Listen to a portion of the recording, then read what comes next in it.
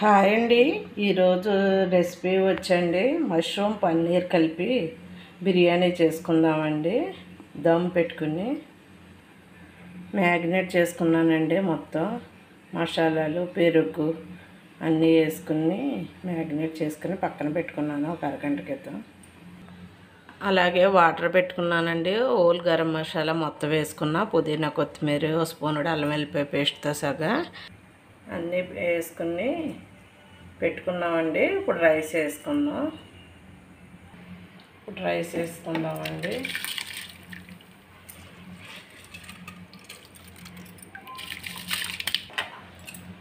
బాండీ పెట్టుకున్నానండి. ఆయిల్ పోసుకున్నా. ఇప్పుడు కర్రీ అందులో వేసేసుకుందాం. మ్యాగ్నేట్ చేసి పెట్టుకున్నది ఇలా మసాలా పట్టించుకుంటే బాగుంటుంది.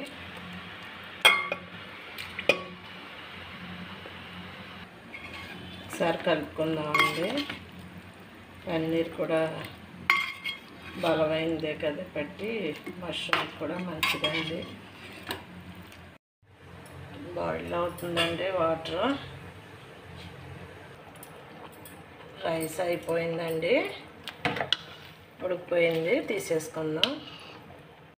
కర్రీ కూడా ఉడికిపోయిందండి. ఇప్పుడు రైస్ వేసేసుకుందాం.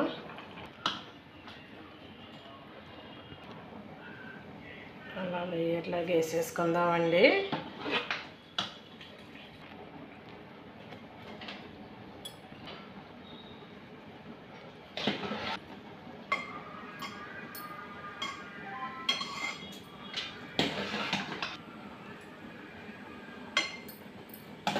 రైస్ మొత్తం వేసేసుకుందాం.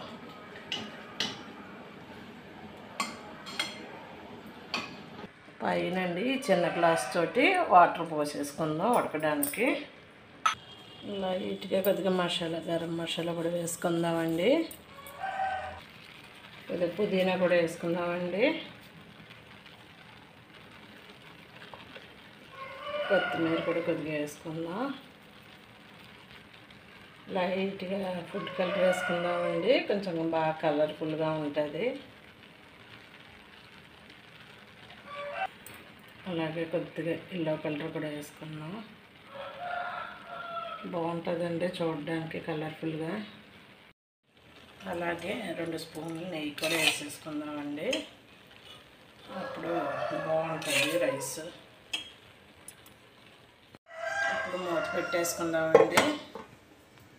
ఇప్పుడు దీని మీద బరువు పెట్టుకుందామండి.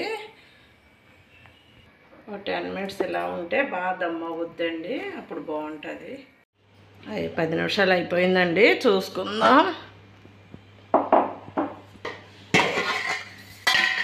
అయిపోయింది. మంచి అరోమా అవుతుందండి. మంచి స్మెల్. చూసుకుందాం. అంతేనండి, బాగా వచ్చింది. ఒక్క 5 మినిట్స్ అలాగ ఉంచేస్తానండి. బాగుంటుంది. అప్పుడు సర్వ్ చేసుకుందాం. మష్రూమ్ పన్నీర్ పలావ్, దమ్ పలావ్ రెడీ అండి. టేస్ట్ మటుకు చాలా బాగా వచ్చింది. మీరు కూడా ట్రై చేయండి. నా ఛానల్ సబ్స్క్రైబ్ చేసుకోండి. లైక్